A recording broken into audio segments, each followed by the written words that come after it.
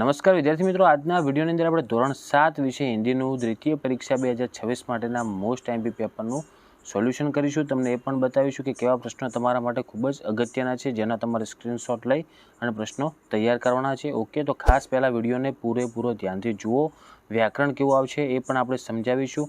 વિડીયોને છેક સુધી જોજો, બીજા મિત્રોને શેર કરજો અને આવા ઉપયોગી વિડીયો માટે આપણી ચેનલને સબસ્ક્રાઇબ કરજો. તેમાં પહેલા પ્રશ્નનો જવાબ મળ્યો નથી. તમને જો આવડતો તમે કોમેન્ટ કરજો કે લડકે ને રોને કા ક્યાં કારણ બતાયા. ઓકે, એનો જવાબ તમે મને કોમેન્ટ કરજો. બીજો પ્રશ્ન છે, પહેલી સ્ત્રીને अपने बेटे की प्रशंसा कैसे की? तो એનો જવાબ થશે મિત્રો કે पहली स्त्री ने अपने बेटे की प्रशंसा संस्कारी, आज्ञाकारी और सबका प्यारा बताती है. तीजू છે, शिवाजी बालक को सेना में क्यों भर्ती करना चाहते थे?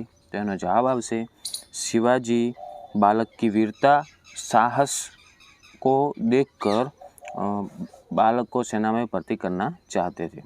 પછી પ્રશ્નોના ઉત્તર સંક્ષિપ્તમાં આપવાના છે, मतलब ટૂંકામાં આપણે જવાબ આપવાના છે. કે પહેલો પ્રશ્ન છે, बेटी तितली बनकर क्या करना चाहती है? तो बेटी तितली बनकर हवा को चूमना चाहती है, नाचना चाहती है और गाना गाना चाहती है. પછી બીજો પ્રશ્न છે, વિવિધ ક્ષેત્ર में मनुष्य ने क्या क्या प्रगति की है?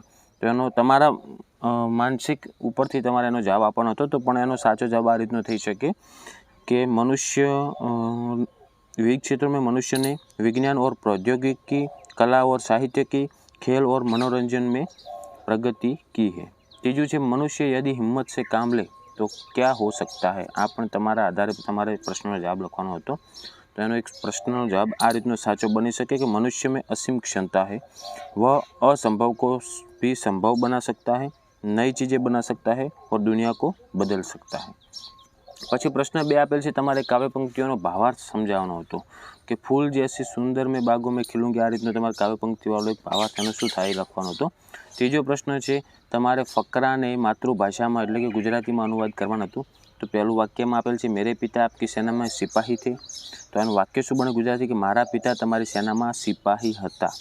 પછી બીજું વાક્ય આપણે ગુજરાતીમાં બનશે, તેમણે દેશની રક્ષા માટે પોતાના પ્રાણ ન્યોછાવર કરી દીધા હતા. પછી આજે તેઓને મરણના અથવા તેમને મર્યાના 2 વર્ષ પૂરા થઈ ગયા છે. પછી इस समय घर में मैं और मेरी माता केवल 2 प्राणी हैं. તો આ સમયે ઘરમાં ફક્ત હું અને મારી માતા આ 2 જણ જ 2 માણસો જ છીએ. आज 3 महीनों से हम दोनों को पेट भर अन्न मिलना दूभर हो गया है. એટલે કે આજ સુધી એટલે કે 3 મહિનાથી અમને બંનેને પેટ ભરીને અનાજ મળવાનું મુશ્કેલ થઈ ગયું હતું. આ રીતનું તમારે ગુજરાતી બનાવવાનું હતું. ચોથો છે, તમારે ટોપિક વાંચી અને એક કહાની લખવાની છે. પછી 5મો છે, એને આપણે લિંગ પરિવર્તન કરવાનું છે. તો જો મોર છે તો એનું થશે મોરની. બીજું છે હિરણ તો એનું થશે હિરની. ત્રીજું છે શેર તો એનું શેરની તો એનું થશે શેર. ચોથું છે કુમ્હાર તો એનું થશે કુમ્હારીન. 5મું છે બેટી તો એનું થશે બેટા.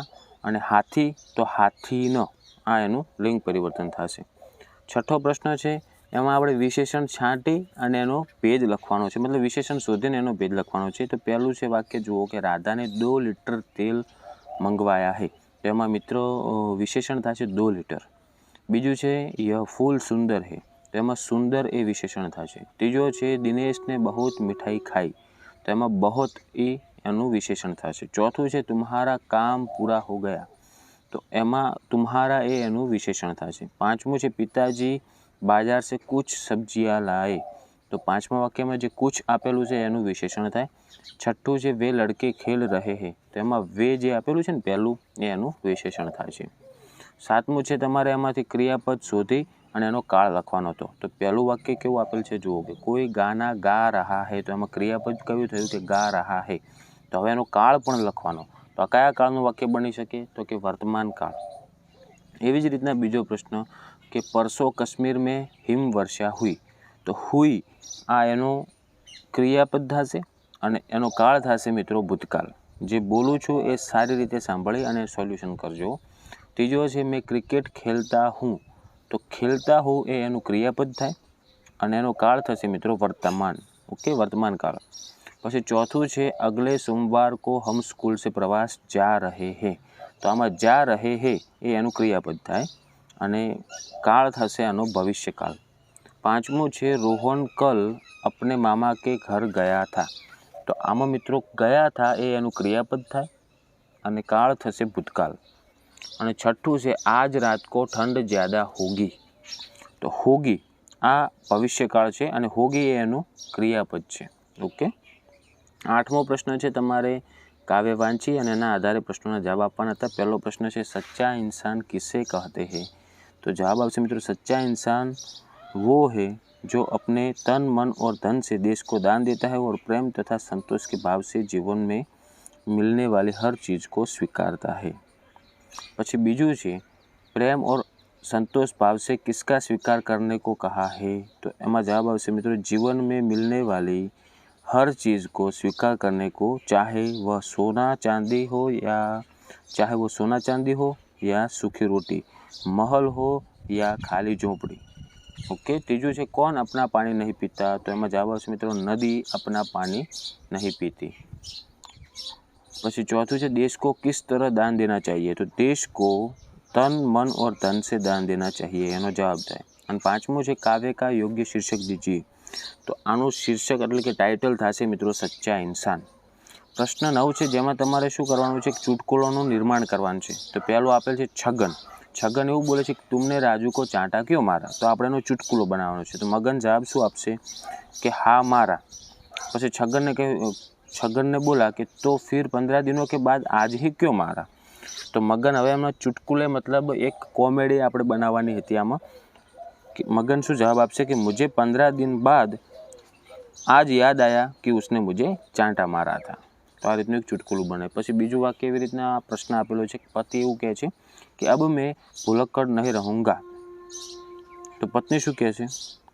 जवाब पत्नी आपसे अच्छा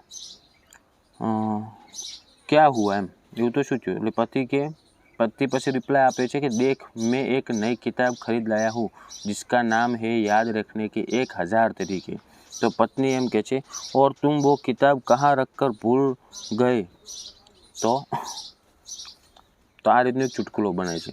पछी प्रश्न 10 आपेल छे जेमां तमारे एक भावपत्रक वांचवानुं हतुं अने एना आधारे एना जवाब आपवाना हता। जो हूँ तमने जवाब साचे साचा आपी दઉં છું मित्रों। वीडियो ने अंत सुधी जोतो रहेवानुं छे आपणे कि पहेलुं आपेलुं छे जुओ कि आपको चीनी कितनी मिलेगी। तो एमां जवाब आवशे मित्रों 450 ग्राम। बीजू छे आपको मिट्टी का तेल कितना मिलेगा। तो एमां जवाब आवशे 2.5 लीटर। और कितने रुपये में। तो एमां रुपया थशे मित्रों 16 रुपया ने 35 पैसा एटले 16.35 रुपया। तीजो प्रश्न है वाजिब भाव की सरकारी मान्य दुकान का नाम क्या है। तो दुकानનું नाम थशे मित्रों पंडित दीनदयाल उपभोक्ता भंडार। चौथुं से सबसे कम कीमत किसकी है। तो एमां आवशे मित्रों नमक। पांचमું છે उपभोक्ता भंडार का लायसन नंबर क्या है। तो एमां जवाब आवशे मित्रों 2774 जे तमने ऊपर आपेलो छे जुओ लायसन नंबर 2774। ओके, पछी हवे छठो प्रश्न है कि 18 किग्रा गेहूँ और 7.5 किग्रा चावल लेने के लिए कितने रुपये देने होंगे। तो मित्रों जो 1 किलोना गेहूँना भाव था 6.40। तो 18 किलोना थशे 115.20 रुपया एकला गेहूँना थया। अने चावलना आपणे 1 किलोना छे 8 रुपया। तो 7.5 छे एटले एना थशे टोटल 60 रुपया। तो हवे गेहूँ अने चावलना कुल केटला थया। तो 175.20 रुपया। ओके, तो डायरेक्ट एनो जवाब तमने पहला मैं विश्लेषण में समझायो पण हवे जोवा जईए तो छठ्ठानो डायरेक्ट जवाब शुं आवे कि 175.20 रुपया। सातमो छे 15 किग्रा चावल के कितने रुपये होंगे। तो एनो जवाब आवशे मित्रों 120 रुपया। पछी फरी तमने एक सारणी आपेल छे समय सारणी एना आधारे आपणे प्रश्नोनो जवाब आपवानो छे। एमां तमने कार्यक्रमना नाम आपेल छे, कार्यक्रमनो समय आपेल छे अने चेनलनुं नाम आपेल छे। तो पहलो प्रश्न एवो छे कि स्टार प्लस पर कौन कौन से कार्यक्रम प्रसारित होते हैं। तो एमां जवाब आवशे मित्रों तेरे मेरे सपने, पछी मायके से बंधी डोर आ बे एनो जवाब आवशे। बीजो छे हमारी देवरानी कार्यक्रम का प्रसारण कौन सी चैनल पर प्रसारित होता है। तो कई चैनल पर आवे छे। तो आ आवशे ऊपर कोष्टक में आपेल छे कि सोनी मैक्स में आवे छे। ओके, तीजो छे मायके से बंधी डोर कार्यक्रम कितने बजे प्रसारित होगा। तो जुओ तमारे मित्रों एमां 14 जे जवाब आवे छे ने एनो जवाब आवशे मायके से बंधी डोर 14 बजे એટલે मतलब दोपहर के 2 बजे।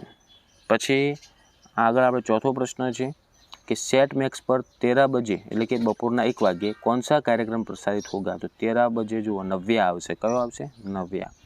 પાંચમો છે 13 से 14 समय के बीच मतलब બપોરના 1 થી 2 વાગ્યાના સમય વચ્ચે कौन सा कार्यक्रम प्रसारित होगा। तो एम जवाब आवशे मित्रों नव्या, मर्यादा लेकिन कब तक। आ आखું एक सीरियलનું नाम है मर्यादा लेकिन कब तक।